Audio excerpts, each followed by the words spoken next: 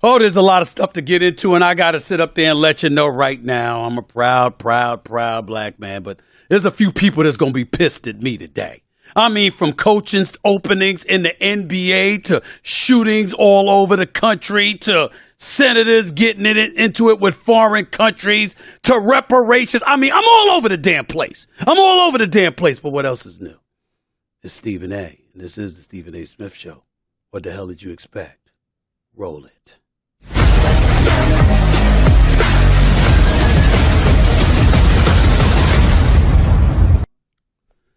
What's up, everybody? Welcome to the latest edition of the Stephen A. Smith Show, coming at you as I love to do at the very, very least 3 times a week, usually every Monday, Wednesday, and Friday. But yesterday was Memorial Day, and I had that day off, so I decided to come in on a Tuesday to make sure I deliver the goods to you as usual. I'm here in my studio thanks to our official studio sponsor, FanDuel Sportsbook. FanDuel is the official sports betting company of the Stephen A. Smith Show. Lots of stuff to get into today. To be quite honest with you, lots of dicey stuff. Lots of stuff that's may piss some people off, considering the kind of conversations and the kind of things that we're going to touch on. But I'm known for not running from subjects, ladies and gentlemen, so I'm not about to start now. I'm going to get into conversations and subject matter during this episode of the Stephen A. Smith Show that's not comfortable for everybody to listen to. I'm just bracing you for that. So before I go anywhere else, let me first get the NBA stuff out of the way before I get into some of these other topics that I want to touch on, because I think it's just the right thing to do. Let me get this out of the way first. I can't believe that I'm ending up going to South Beach. I can't believe that I'm going to end up having a happy place at some point in time during these NBA finals. I was damn near depressed thinking that I was going to have to end up in Boston and Denver, because the reality is they ain't L.A. and Miami.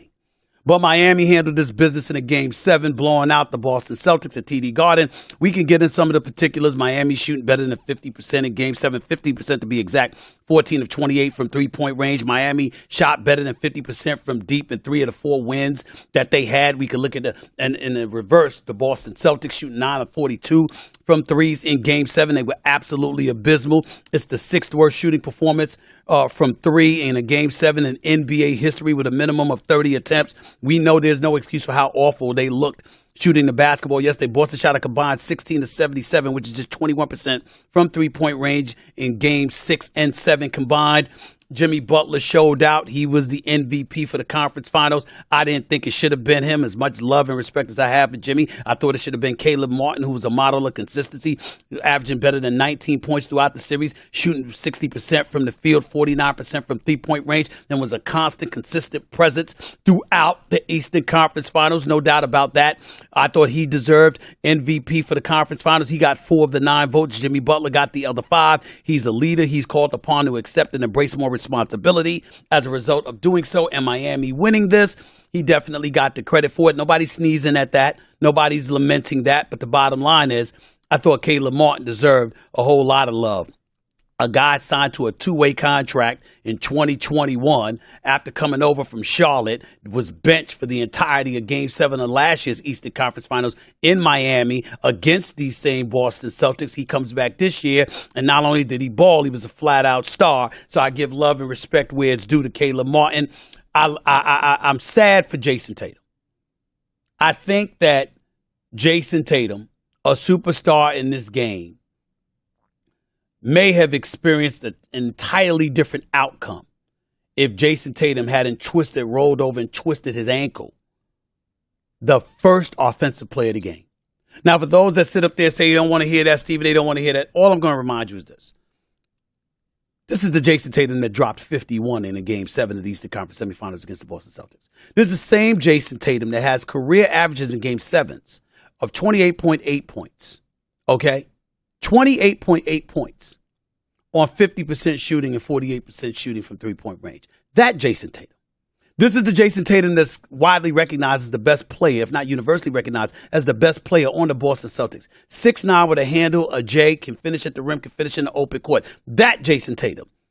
And I dare say that if Jason Tatum hadn't gotten hurt, at the very least, they wouldn't have started off slow offensively. It would have been a nip and tuck battle throughout. As a result, the game would have been tight, and who knows what would have happened. Because let me tell you something to somebody that's been covering sports for 30 years. Excuse my language. But in big-time games, palms get sweaty, asses get tight, and folks get real nervous. And it comes oozing out of their pores, and you find out the men from the boys. The greatness of a Steph Curry, the greatness of a Michael Jordan, a Kobe Bryant, a LeBron James, and others. This is where it comes from, because in the most pressurized of moments, they don't seem to be fazed. And one could easily argue that's Jimmy Butler, because Jimmy Butler in Game 6, after having an horrendous shooting game, showed up in the last 3 minutes of regulation and nearly propelled Miami to a victory in Game 6. I thought they were dead and dog-tired, that they emptied the chamber, that they'd have nothing left. And sure enough, they turned around and showed up in Boston at TD Bank Garden and went right at the Boston Celtics. But I do think it was helped significantly by Jason Tatum's injury. Having said all of that, Jason Tatum, a 30-point-per-game scorer this year for the Boston Celtics. Larry Bird never even did that for the Boston Celtics, by the way. His sidekick, or number 2 per se, is Jaylen Brown, who averaged 26 a game this year. And this brother's got the ball in his hands. And Jaylen Brown was awful. He couldn't buy a basket. He turned the ball over 8 times, which was a career high for him. It was bad. He had one of his worst games. Imagine shoot like 8 of 23 from the field, 1 of 9 from three-point range. It was bad.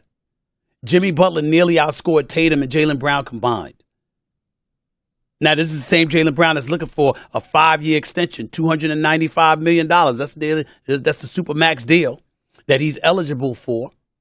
And because he's eligible for those dollars, paying him nearly $59 million a year, Boston may have some decisions to make. I'm of the mindset that Jaylen Brown probably is not satisfied being a 1A option. He wants to be a number 1 option. If he wanted to be a 1A option, understanding that Jason Tatum, this is his team, and it's going to stay that way, and he was willing to be that 1A option, I say you the Boston Celtics, you keep Jaylen Brown. He's 26. Jason Tatum's 25. They've been to 5 conference finals together. Why the hell break that up when they both got youth on their side? They can sit up there and grow together for the next half decade. Why the hell am I letting them go? Unless Jaylen Brown wants to be gone. And if he wants to be gone and he wants to be a number 1 option as opposed to a 1A option, if I'm the Boston Celtics, I'm on the phone with Damian Lillard, with the Portland Trailblazers about Damian Lillard. Because you put that brother at TD Garden. Not to say that he would go, not to say that he wants to go, but I'm saying that sniper extraordinaire, that marksman extraordinaire, that dude who waves goodbye to people as he's busting their ass. That guy, I got to tell you something. I at least make the call, and I look at it. That's just me. If I'm the New York Knicks, I see if there's a sucker in Boston that would take what I got to offer. I'd offer them Julius Randle and R.J. Barrett. I'd give them up both for Jaylen Brown. That's just me personally. I'd do it. I'm sorry, but I would. I'm sorry, but I would. I don't care how Jaylen Brown looked last night. If I could get him to New York in the same backcourt as Jalen Brunson, I'd be ecstatic. Now, I can dream because certain points of my dreams, certain nuggets of my dreams come true. After all, I'm going to Miami. I'm going to be there for games 3 and 4. I mean, dreams do come true. They can happen to you. Yes. I'm going to South Beach, and I'm very, very happy about that. There is some salvation to this 2022-2023 season, and it's me going to South Beach. I don't know, and I can't see Miami beating Denver because Jokic, Jamal Murray, Aaron Gordon, Kentavious Caldwell-Pope, I mean, these brothers, good Lord. Bruce Brown, Michael Porter Jr., he's got a crew they're accustomed to playing together. I got questions about their depth, but not their willingness and ability to play together, and I don't see Miami having any kind of answer for Jokic whatsoever. So that is an issue, but we'll see as time goes on, as we continue to handicap these NBA finals moving forward. We'll see what transpires. And by the way, in the days to come, I'm going to give you a hotline. Matter of fact, I'm going to make sure I get that to you before the end of the show because I want people to call into the show because I want to start taking some calls. That's something I'm going to incorporate into this show, okay? And believe it or not, man, I got a lot of ladies calling me, want some advice. And I do give good advice. I ain't talking about myself. I don't talk about myself. But other people help because, you got a lot of dudes out there that, they driving these women crazy. And the ladies, they've been reaching out for help. I ain't asked for it now, but they've been asking. They've heard some advice that I've given in the past, and they want me to include that on this podcast. I don't mind. I don't mind. Stephen A's here for you, baby. I'm here for you. But I digress. Calls, emails, tweets, and all of that other stuff will be coming down the pike and be included in this show in the days to come. So stay tuned for that. Let me transition to some of these coaches real quick because I want to get off sports as quickly as I can because I got some other stuff on my mind. Nick Nurse, former head coach of the Toronto Raptors, won the championship in 2019, if I remember correctly, with Kawhi Leonard as a star. He bounced the ball in and off the rim 4 different times before it fell through and sent Joel Embiid home crying into the arms of his girlfriend in the hallway when they beat the Philadelphia 76ers in Game 7 of the Eastern Conference semifinals. He ended up winning the title that year, beating the Golden State Warriors in 6 games when Kevin Durant was hurt, and obviously Klay Thompson went down in that Game 6 after dropping 30 in the first 3 quarters. Nick Nurse departed from the Toronto Raptors, and now he's landed the job as the new head coach for the Philadelphia 76ers. The Sixers have gone from a doctor to a nurse. Doc Rivers is gone. Nick Nurse is in. Nick Nurse can coach. Nick Nurse knows the game of basketball. Nick Nurse knows how to make adjustments. He's widely respected, if not universally respected, throughout NBA circles. Nobody's disputing that. But to me, the Sixers' fortunes and their future isn't contingent on a coach. It's contingent on James Harden and which James Harden is going to show up. Can he still do the type of things that he used to do? The brother's still an all-star. He led the league in assists this year, nearly 11 a game, I think 10.7 to be exact. But he didn't show up in the big games, primarily games 6 and 7, which Boston won and ultimately secured a berth to the Eastern Conference Finals because the 76ers could not take them out. What's going to happen with him? Yeah, you got to elevate Tyrese Maxey. Yeah, you got to figure out what you're going to get from Tobias Harris. You got to figure out what other reserves are going to give you to offset the pressure placed on the shoulders of the reigning league MVP and Joel Embiid. But the reality is that comes down to Harden, who essentially you're stuck with. You gave up an abundance of assets to get him. You're still over the cap, with or without him. Chances of you being able to trade for him, he'd have to approve it, and who's to say he's going to do that? You got a lot of question marks involving James Harden. And to me, it comes down to whether or not Nick Nurse is going to be that guy that can do it for you. I think it's a good hire. I'm incredibly happy that Milwaukee hired Adrian Griffin. He's a former NBA player who spent the last several years as an assistant coach, particularly the last 5 years in Toronto. He used to be an assistant coach in Chicago. He helped the development of Jimmy Butler exponentially. He deserves a lot of credit for that. He's considered a player's guy to some degree and somebody that can really nurture and build upon those players. And I do think that Milwaukee needed a personality transplant because Budenholzer did win a title for them as their head coach a couple of years back.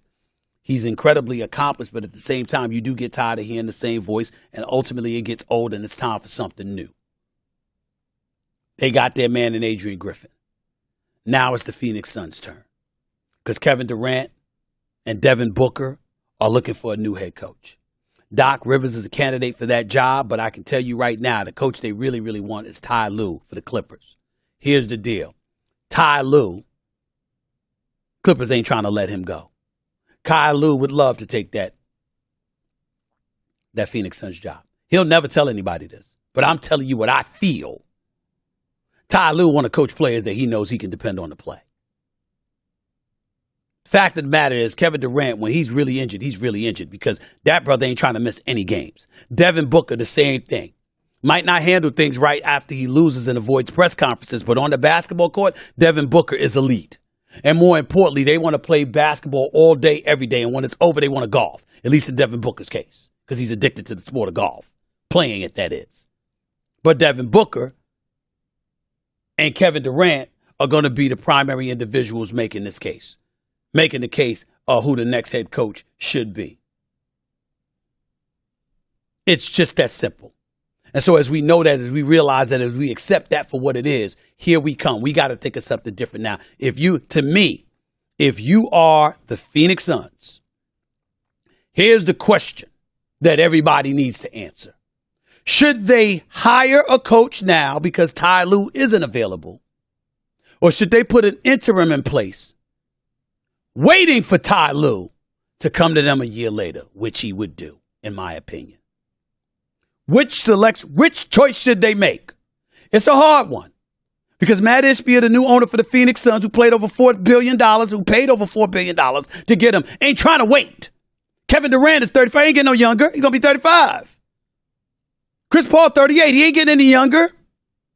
You Ishbia, you ain't trying to wait. But who can get it done for you? Doc Rivers has not been without a head coaching job in the last 24 years. But he hasn't won a title since 2008, hasn't been in the finals since 2010.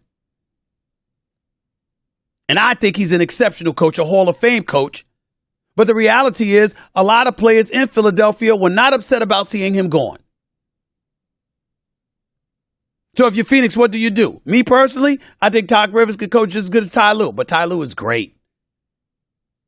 Maybe I want to take that back because Ty Lue, he's a protege of Doc Rivers, but my God, Ty Lue is something special. And Doc Rivers is damn good too. It's just that voice ultimately may wear on some of today's players. Not his fault. It just is what it is. We don't know. We shall see. Either way we slice it, we get an NBA Finals. That's the priority right now. It's the Denver Nuggets versus the Miami Heat. It's not the Lakers versus the Celtics. It's not that tradition in the history. But it is Nikola Jokic. It is Jamal Murray. It is the Mile High City and arguably the best home crowd in the NBA, although others would say Sacramento. I would personally say if the Warriors were back at the Oracle in Oakland instead of at the Chase Center in San Francisco, they would be the best home crowd. But that's neither here nor there. It's the Denver Nuggets versus the Miami Heat. And I, for one, am looking forward to it. Obviously, basketball in the NBA Finals is a big reason. But the palm trees and the sunshine and various other things in Miami is just as compelling to look forward to.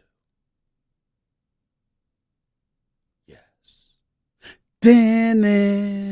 Take that photo down. I wasn't thinking about such thing. Get your mind out of the gutter to my producers. Get your mind out of the gutter. My mind wasn't going there. My mind wasn't going there. Okay? Wasn't going there at all. I'm just saying. I'm looking forward to watching basketball at the American Airlines Arena. Think that's safe to say. Back with more serious topics to discuss in a minute. Certain things are far more important than sports. And I'm going to get into all of that in just a minute. Don't touch that dial. Stick around. Don't go anywhere. You're listening to the Stephen A. Smith Show. Back with more in a minute. I've accomplished a lot in my career, but I'd be foolish to suggest I did this completely on my own. And my various teams throughout my career have been huge in getting me to this point. That's why you need to build a team, no matter what your business is. And Indeed is the hiring partner you need. With Indeed, you can attract, interview, and hire all in one place. That's right, one site, and you can do it all. From matching you with qualified candidates instantly to letting you invite candidates you like to apply. And I love that. You see someone like you go and get them. That's how you build a real team. That's why Indeed delivers 4 times more hires than all of the job sites combined, according to Talent Nest 2019. Start hiring now. with a $75 sponsored job credit to upgrade your job post at Indeed.com/mercy.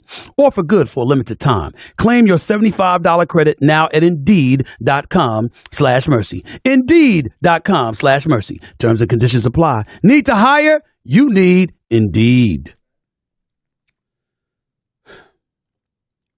Before I get any further into my next subject, I want to make sure to, first of all, thank a lot of the viewers out there. Ever since I went live on YouTube in January, my following just continues to grow and grow and grow. I'm up to nearly 125,000 subscribers, and to be quite honest with you, I'm after far more than that. You know, when all of this is said and done and I go away from all of this in years to come, because I plan on doing this for years to come because I love doing it. I plan on having millions of subscribers, okay? Just like I got millions of followers all over my social media platforms, this is something that I plan on adding to it. I want viewers to make sure you subscribe to the Stephen A. Smith channel. I want to remind you of the importance of doing that. All the support that I get, that just enthuses me and it motivates me to continue to doing this for years and years and years to come. So I want to thank y'all all for y'all support, and I want to encourage y'all by reminding y'all as viewers to please make sure to subscribe to my channel, the Stephen A. Smith channel, right here on YouTube. I want to be very clear. We all know what my day job is, working for ESPN, but that is not why I'm the way that I am in terms of being real and authentic, but while at the same time mindful of the corporate environment that I live in. I'm the way that I am because I don't think about myself. I think about you all. You got to understand that for all intents and purposes, I'm okay. It's not to say that you ever stop living, that you ever stop pursuing your goals or anything like that. But basically, considering where I come from, the humble beginnings where I come from, as poor as myself and my family were growing up in Hollis, Queens, New York City, born in the Bronx on Hoe Avenue, living in the projects the first year of my life, living in a home with holes in the roofs and rats and roaches and all of that other stuff. The humble beginnings that I've come from to where I am today, there's a lot of people that I owe a tremendous level of gratitude towards because of the guidance they provided me. I'm not some weak punk individual that's scared to address the issues that need to be addressed.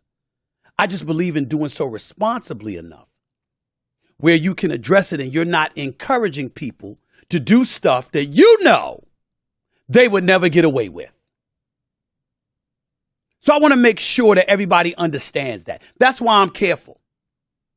It's not to say that I don't make mistakes, not to say that I ain't going to mess up, because I'm quite sure I'm not perfect, I'm not flawless, and I'm quite sure that screw-ups are going to happen in my life. They've damn sure happened in the past, and damn it, they're going to happen in the future, because I'm a human being, and none of us are infallible. The flip side to it, however, is I'm not an asshole on purpose. I'm not knowingly stupid. I might be ignorant to my own damn stupidity sometimes, but at least I'm ignorant to it as opposed to knowing I'm stupid and being stupid anyway without any effort whatsoever to be smarter. I bring stuff like that up because when I spoke on Ron DeSantis over a week ago, I said what he was doing was stupid, not that he was stupid, because we know he's not. And I say the same right now to Senator Lindsay Graham out of South Carolina. Ladies and gentlemen, this dude, Lindsey Graham, and I'm putting on my glasses here. You know, I can read, but, you know, it's better for me. I'm 55, eyes, Lindsey Graham, this is the nonsense this man is embroiled in. Russia! As in country, Russia. The ones who have invaded Ukraine. That Russia. Issued a warrant, an arrest warrant, for U.S. Senator Lindsey Graham after an edited video appeared to show him celebrating the deaths of Russian troops. The footage, which spliced together two separate moments, was posted by Ukrainian President Vladimir Zelensky's office after Graham met with him in Kyiv last Friday. In the video, Graham called the U.S. aid to Kyiv, quote, the best money we've ever spent, noting Russian troops were dying. The footage showed Graham made the comments during two separate parts of the meeting, subsequently edited to appear immediately after one another. Later, in an unedited clip, Graham said originally many believed Ukraine would survive just 3 days of Moscow's onslaught, noting that instead, the Russians are dying. Naturally, the Kremlin, Moscow, criticized Senator Graham's comments last week. A Kremlin spokesperson telling reporters, quote, it's hard to imagine a greater shame for the country than having such a senator or having such senators. Russia's Interior Ministry, which put Senator Graham on a wanted list, did not say what crimes he had committed.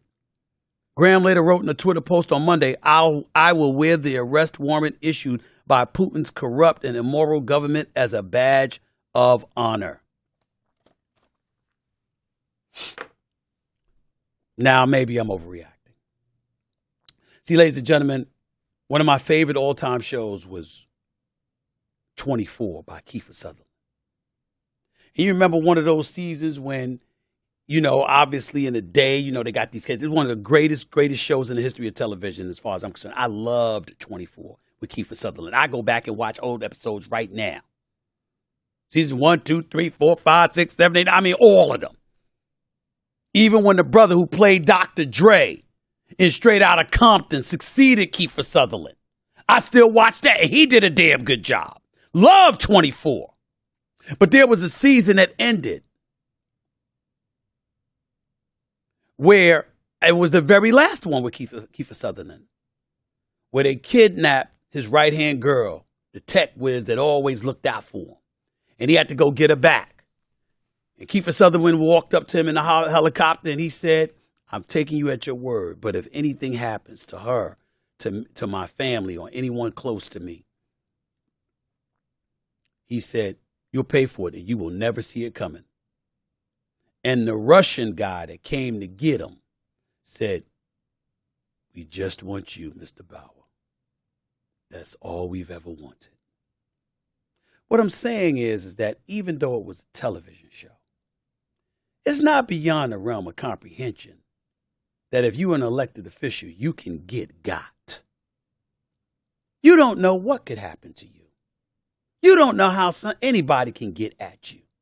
You can think you're walking around with all sorts of security. You sure? You sure? Why would you do that? Why would you engage in that kind of incendiary rhetoric? Knowing we got nukes, they got nukes, they're already bombing the Ukraine. Lord knows what else they could do. No wonder we, as a country, had to give up somebody that was an arms dealer that was nicknamed the Angel of Death just so we could get back Brittany Griner, who we love and appreciate and is a two-time Olympic gold medalist and a champion and an elite athlete, but nevertheless an athlete. And we had to give up a prolific arms dealer who purportedly plotted to kill Americans years ago before he was captured. We had to release him in order to get Brittany Griner back from Russia. Knowing stuff like this, you're a senator. Why would you engage in such rhetoric like that? Knowing that we still got a few American citizens over there being held by Russia that we would like to get back home, why would you do that? Why? Because it looks good and it makes you feel good to your constituency? You can't find a different way to address matters without engaging in such incendiary rhetoric, making it even harder for people who are not senators, who are not elected officials, who do not have the direct, flagrant support of the government as their buffers? I mean, damn, Senator Graham. I mean, damn. Y'all don't believe me with what I'm saying about Lindsey Graham. Look at this. Here it is. Here it is for yourself. Look at it yourself. Yes. And we will be. And the Russians are dying. It's the best money we've ever spent. Dumb. Just dumb. You don't need to do it. Either dumb or you did it for the cameras and you was busy thinking about yourself instead of the lives that it could ultimately impact. It's just a thought, y'all. It's just a thought. I'll move on. I won't belabor that point because I got bigger fish to fry. And this is the part where I said that folks are not going to be happy with me and where I'm about to go with all of this. So, there was another mass shooting. Memorial Day tragedies, what they call it. It's nothing new. In this particular instance, 9 people were shot, including a 1-year-old child in Hollywood, Florida, during an altercation Monday night between 2 groups near a busy area of the beach, according to officials. The gunfire that rang out this Memorial Day weekend was part of at least 262 mass shootings in the U.S. so far this year. 262. For those of you who've forgotten, a mass shooting is defined as one in which at least 4 people are shot, excluding the shooter. The injured ranged in age from 1 year of age to 65 years of age. And by the way, the scene joins the list of other common destinations that have been the setting of gun violence thus far this year. That includes schools, grocery stores, birthday parties, and malls. I believe in Queens, New York, the other day, a man got into an argument with his nephew, pulled out his gun, shot him 8 times, and then tried to shoot his niece. I'm looking at some of the cities where these mass shootings have taken place. Monterey Park, California, Allen, Texas, Half Moon Bay, California, Cedar City, Utah, Goshen, California, or Goshen, Coldwater, Mississippi, Henriette, Oklahoma, Nashville, Texas, not Tennessee, Nashville, Texas, Louisville, Kentucky, and not Cleveland, Ohio, but Cleveland, Texas. You know what struck me? California got strict gun laws. Texas doesn't. There's been shootings in New York, New Jersey. There's been shootings in Florida. There's been shootings in Colorado. There's been shootings in Texas. There's been shootings in Utah. There's been shootings in California. This is some serious stuff. And I said it the other day, and I'll say it again. Megyn Kelly, who used to work at Fox News, when she made her quote that put everybody in an uproar, I didn't disagree with her. She said she got sick and tired of people talking about gun laws or gun control because you ain't getting it. There's over 330 Americans in the United States of America. There's over 330 million Americans in the United States of America. There's over 400 million guns. Over 400 million guns. I know a couple of people that just came from Cuba. Guns ain't allowed there. Gun laws are strict in a lot of different places. Not in the United States of America. It varies from state to state. But the fact of the matter is the bad guys always end up having them, which is why I'm not a hard and fast dude against Second Amendment rights. I believe in some cases people should have guns. I don't think you need AR-15 rifles, AK-47s, or anything like that. But I do think that you should have the ability to protect yourself because the police ain't going to always get there in time. I can agree with that. I think you should be licensed. I think you should be trained so you know how to use it. And you don't harm anybody but the intended party. And only should be used in self-defense. But the reality of the situation is I got a deeper issue on my mind. And I've tried to avoid this subject, but I can't. Because you see, recently,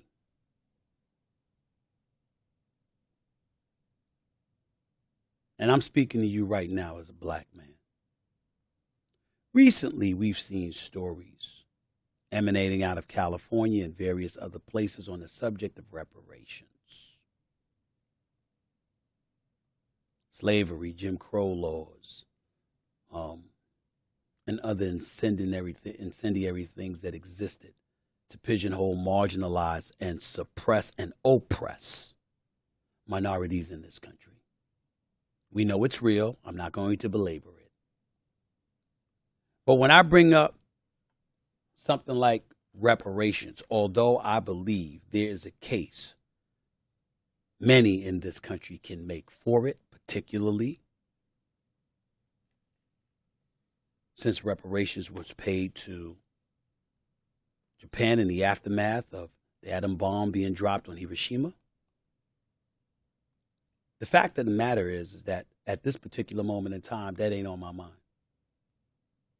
My point is that if we're going to bring up subjects like this, and we're going to bring up subjects like police brutality or brutality on the part of some police officers, as I like to say,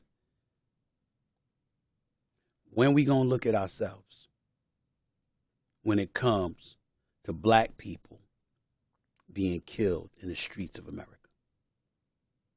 I don't even want to get into what happened in Chicago, but I have no choice. This past Memorial Day weekend, from Friday to Monday, at least 53 people were shot, 11 fatally, according to police. If one black person was killed by the police, we'd raise holy hell, and in some cases, there'd be riots in the streets. And damn it, I'm not here to sit up there and blame anybody for that, because I'm tired of the nonsense that we've seen going on in the streets aimed at black Americans. That's not where I'm going. What I'm saying is, where's the due diligence when it comes to putting a spotlight on what we're doing to each other? Because this shit is pissing me off. 53 lives. 53 in one weekend.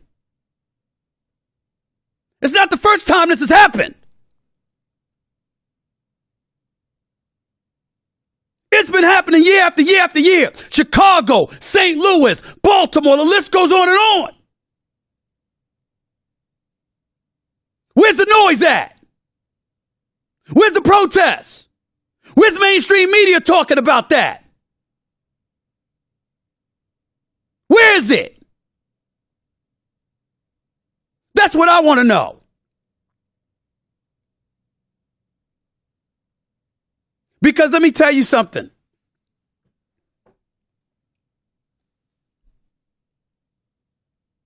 Nothing else matters if we're dead. Nothing else matters if we're killing each other. Forget about what we deserve. Some people have different forms of reparations. They want money from the government, even though the government's national debt is at $31.4 trillion as of last month. I hear you, though. Because, damn it, if we come up with money to give to Ukraine, which I'm not opposed to, and we come up with money to take care of immigrants coming into our borders, and we come up with money every time we feel the need to address one issue or another that happens in this country, we damn sure could come up with money for our minority populace that contributed to the upliftment of this country, that was marginalized and demonized and ostracized and oppressed for years. So nobody's trying to sit up there and say that we don't deserve something. My point is, it's debatable as to what that could be. It could be making sure the economy flourishes and that there's job opportunities. It could be by contributing to education and enabling folks that otherwise couldn't afford an education to make sure they get educated so we can uplift our society. There's a variety of ways that reparations could take place. But it doesn't matter if we're dead. It doesn't matter. Especially at our own hands.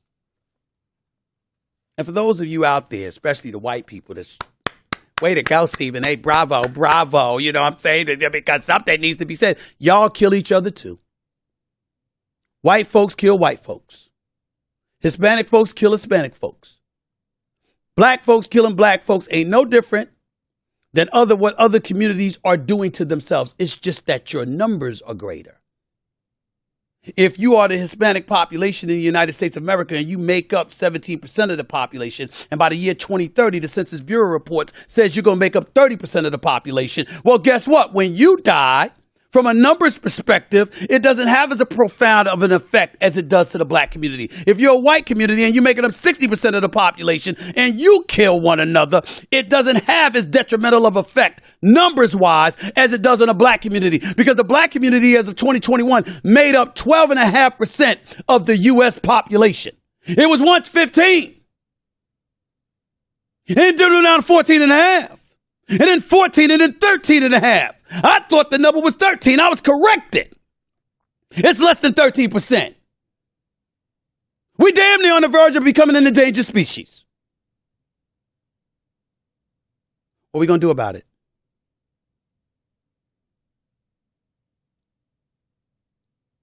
This is why I preach about the importance of nonviolence. And I'm a Malcolm X kind of dude more so than Martin Luther King. But you got to make sense.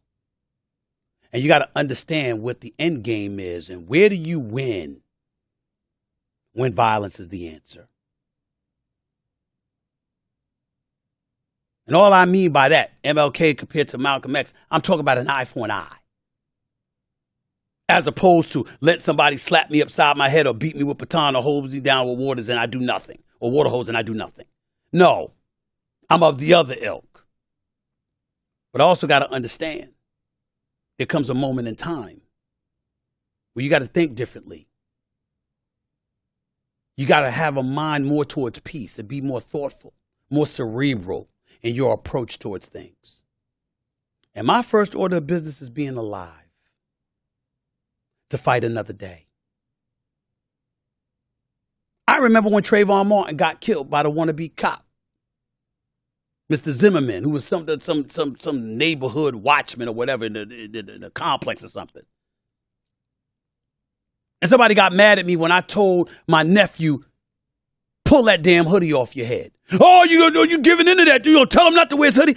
What I was saying was, sure, you should be able to wear your hoodie. Sure, you shouldn't judge a book by its cover. Sure, you shouldn't be victimized and the worst shouldn't be assumed of you because you have on a hoodie. But because you know the likelihood is that you would have been at the time, why invite stuff upon yourself when you can simply choose to take off your hoodie and fight a different, more winnable battle? It's about the marathon, not the sprint. It's about the marathon, not a sprint. That's what we got to recognize. That's what we got to think about as we continue our fight. Fighting for the right thing, because at the end of the day, what we want is all of us to come together. Do we really want to be enemies with other folks? Do we really want to fight all the time? Do we really want to be devoid of peace and tranquility? Do we really want hostility and chaos and noise in our freaking lives every second of every day? Do we really want that? I don't think so. Some politicians might want it that way for us. Some folks who want to manipulate votes and influence what politicians we pick might want that. But not the average citizen busting their butt to make an honest living in this world. They don't wish that upon themselves. We know better, y'all. We know better. I got a little bit more for you. I ain't finished. I got one more segment coming your way. Stick around. Don't touch that dial. You're watching and listening to the Stephen A. Smith Show. Back with more in a minute.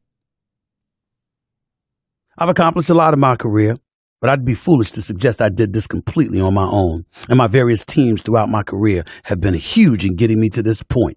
That's why you need to build a team, no matter what your business is. And Indeed is the hiring partner you need. With Indeed, you can attract, interview, and hire all in one place. That's right, one site, and you can do it all. From matching you with qualified candidates instantly to letting you invite candidates you like to apply. And I love that. You see someone like you go and get them. That's how you build a real team. That's why Indeed delivers 4 times more hires than all of the job sites combined, according to Talent Nest 2019. Start hiring now. with a $75 sponsored job credit to upgrade your job post at Indeed.com/mercy. Offer good for a limited time. Claim your $75 credit now at Indeed.com/mercy. Indeed.com/mercy. Terms and conditions apply. Need to hire? You need Indeed. Before I get on to a couple of subjects, before I get on out of here for the day, I want you to know the reason I brought up that subject about the Memorial Day shootings and what have you is because according to the Center for American Progress, an independent, nonpartisan policy institute, I might add, if y'all wondering why I brought up the subject that I brought up, let me read a couple of numbers to you, a couple of stats that you might be interested in. Gun homicides are on the rise in the United States, particularly with young black and brown people experiencing the highest rates. Black Americans are 10 times more likely than white Americans to die by gun homicides. In 2020, 12,179 black Americans were killed with guns compared with 7,286 white Americans. While black Americans made up 12.5% of the U.S. population that year, they were victims in 61% of all gun homicides. And gun homicides are concentrated in a relatively small number of neighborhoods in these cities, which have historically been undersourced and racially segregated. Again, that is according to the Center for American Progress, an independent, nonpartisan policy institute. So I want to make sure that I pointed that out. Couple of things before I get on out of here. Birthright issues. Why the hell would I bring that up? Because according to the reports, former President Donald Trump has vowed to end birthright citizenship. Day one, he's in office. So what does that mean, y'all? If you are an immigrant and you illegally cross our borders and you give birth to someone on U.S. soil, in this day and age, that makes you a United States citizen. If Trump has his way, that ends. To be quite honest with you, I don't know how to feel about that. You ever think that something makes sense, particularly legally, but it just seems cruel? See, we brag about being the greatest country in the world, which by and large, most Americans believe we are. And the primary reason we feel that way about ourselves is because we're a democracy. It's the land of opportunity, the home of the free, the land of the free and the brave. And we're willing to fight on behalf of the less fortunate and disenfranchised around the world, according to what we say of ourselves, for the betterment of our society and of our world as a whole. It's what democracy is all about. That's what we pride ourselves in being. We got open borders. We embrace everybody. This is what we say. Yet we advertise this. Now, to be clear and fair, I believe we have to be a nation of laws. I believe that if other nations don't have their borders open where you can just walk in, other democratic nations don't have their borders open and just anybody can come in, even illegally, and thrive and prosper and stuff like that without paying their fair share of taxes and all of this other stuff. I believe if they prohibit that from transpiring, we should too. On one hand, I believe that. I believe that you should have to get in line. And that people who stand in line, because as my boy Jeff, my man Jeff Brown, based in California, once said to me, Steve, imagine that you at Six Flags Great Adventure. And you had to stand in one of those lines for 2 hours before you got on a ride. And then right when it was time for you to hop on a ride, somebody jumped in front of you without having to stand on line. How would you feel? I said, damn, I'd be ready to fight. Hell no, they ain't getting in front of me. And he was like, that's how folks who pursue legal migration into this country feel when illegal immigrants get in by jumping in front of them, never having to stand on line. That was his analogy. That makes perfect sense to me. In support of laws that govern our borders. And by the way, it's not a party affiliation. Do your homework. Barack Obama, there's plenty of illegal immigrants he sent home. He sent them away. He did it in droves. He didn't advertise it. He didn't stick out his chest and proudly brag about it. He never gave you the impression that he had no issue with separating children from their parents, because that's not who he was. So when you take those particulars into consideration and you see how desensitized our society has come to those issues because we're so vehement against illegal immigrants entering our country because they're such a threat to us compared to some of the stuff that's going on in the streets. This is what folks will have you believe. Now you see it's been politicized and it's feeding a different agenda. And even though you understand the point from a legal perspective, you understand that there's an inhumane element that comes with it. And I'm not down with that. There's got to be a better way. I'm not saying I know what that way is, but there's got to be a better way than this. And I guess it's a method to discourage people from coming over here and becoming impregnated and giving birth to a child on U.S. soil and thinking that's going to leave that child as a U.S. citizen. No. It's not going to happen anymore under the Trump administration. Damn. The other thing I would say is that who else do you want to alienate? Who else you want to alienate? I'll leave it at that. Before I get on out of here, I want to end the show today on a good note because I want to take a moment to celebrate some HBCU greatness, historically black colleges and universities, in case you didn't know what that acronym meant. I want to take a moment to recognize two positive stories about young black men you may have missed according to HBCU Game Day website. Morehouse College in Atlanta, Georgia, the only African-American all-male college in the U.S., recently had not one, but 3 valedictorians in this year's class.